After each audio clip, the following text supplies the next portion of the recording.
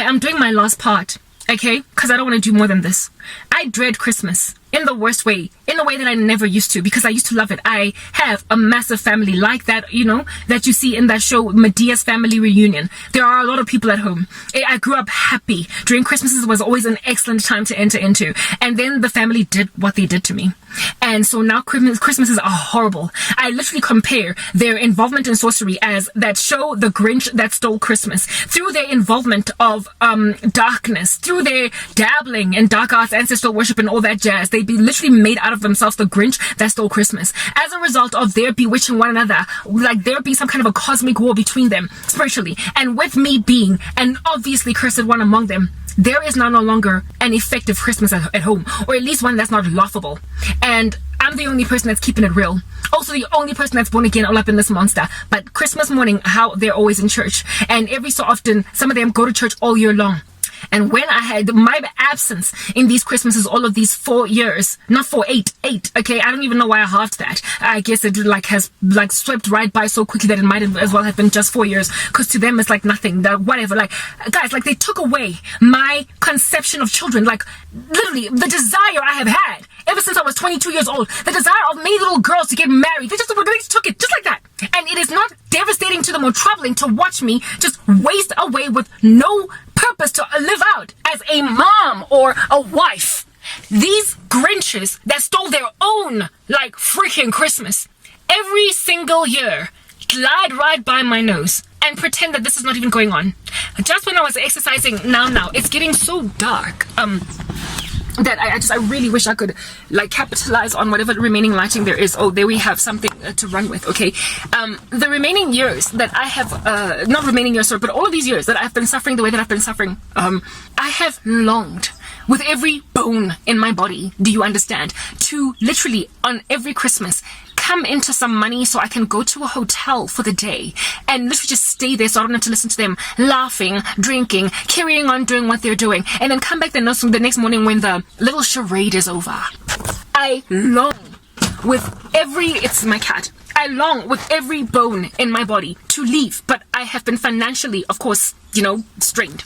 So even if I had like a 700 bucks or 1,000 rands in my possession because somebody decided to be generous towards me, I certainly cannot use it to pay for a hotel stay just on that one day, because I need every like ounce of cash that I can use.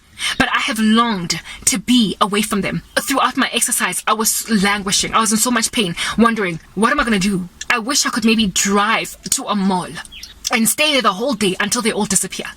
Or, I don't know, just like find somewhere to go, but I have nowhere to go and I don't want to be sitting at a mall all day. Plus it's Christmas, it'll likely be closed. So I'm going to look weird in my car.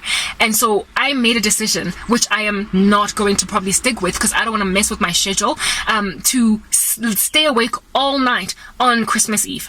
All night so that I can sleep all day on Christmas Day, so that I don't have to be in their presence. Literally planning to even like withhold from myself drinks, to not drink water, just sip it a little bit that I might not need to use the bathroom since I have to go in the house to do that. Not have them look at me or see me, because I find the activity of them carrying on around my life like everything is normal patronizing. And on top of that, I hate that I have to greet because it is indecent not to. I hate that I have to like just carry on frolicking, like walking up and down like some kind of a loser person that has no life in front of a whole bunch of people that know what they did to me. So the fact that I can't leave and avoid their charade, their parade, their little thespian activity, their like theatrical production, the fact that I cannot leave has been for me the biggest sorrow of Christmas every single year. I just wish I could go to a hotel, because I would likely there be happier, like use their free Wi-Fi, watch a whole bunch of videos on YouTube, maybe something on Netflix, and then come back the next day and be like whatever, because literally there is no difference between birthdays, Easters, Christmases for me anymore.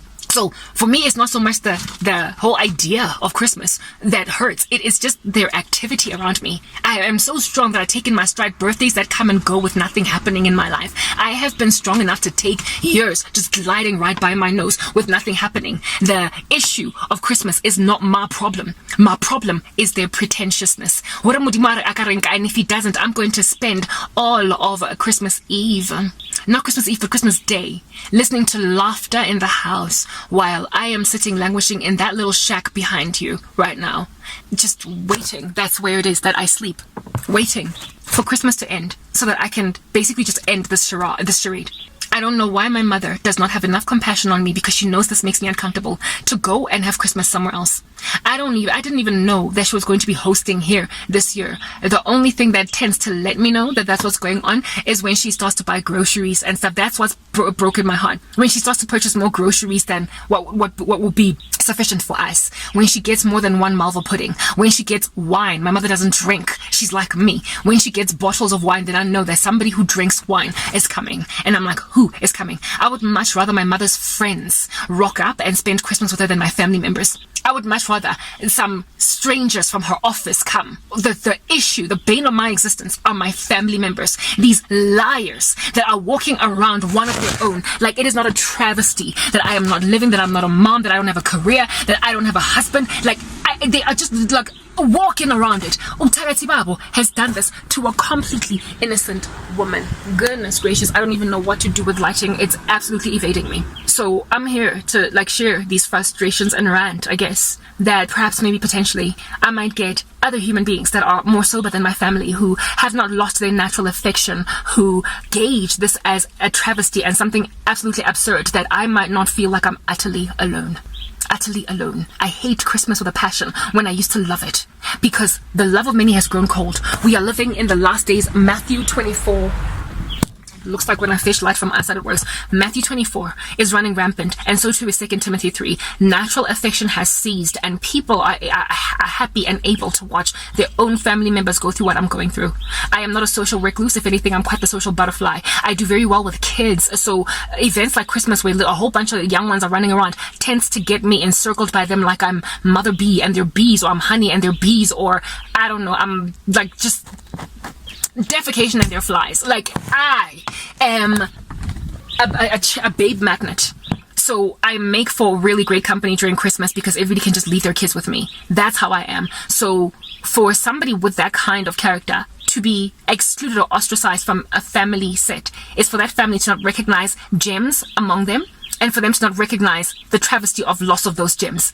It is for them to be so seared in their consciences, and to be so handed over to a debased mind, and to be so, I keep on fetching light from back there, and to be handed over to such a reprobate state that essentially the only thing that can correct their insanity is for like a very cataclysmic event, essentially, to rip them into shreds, to overwhelm their pomp.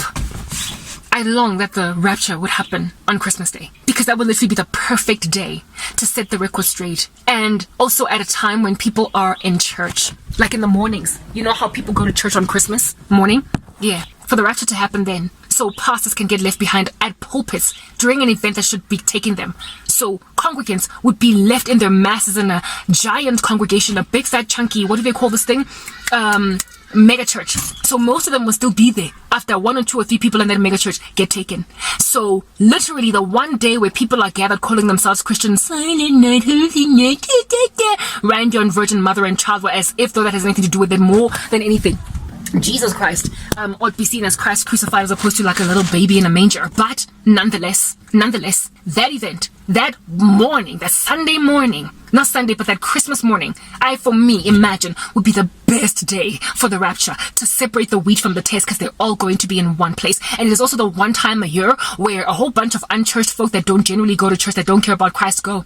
So it will set the record straight and help them understand that you don't get to mock God. Do not be deceived. God is not mocked. Whatsoever a man soweth, so too shall he reap. But you know, me and my big fat chunky fantasies because of my bitterness, maybe that might not come to pass. But I wanted to come here and rant and let you know what's going on, that I might feel better from the comfort I will gain out of sharing this content, that I might not feel alone on Christmas Day. It's only the 23rd. I will let you know after Christmas what has happened. I'm unlikely going to record anything again after that. My phone keeps on losing shine, just like the glory in my heart is fading. Goodbye, guys. I hope you've been edified in Christ's name. Bye-bye. Peace.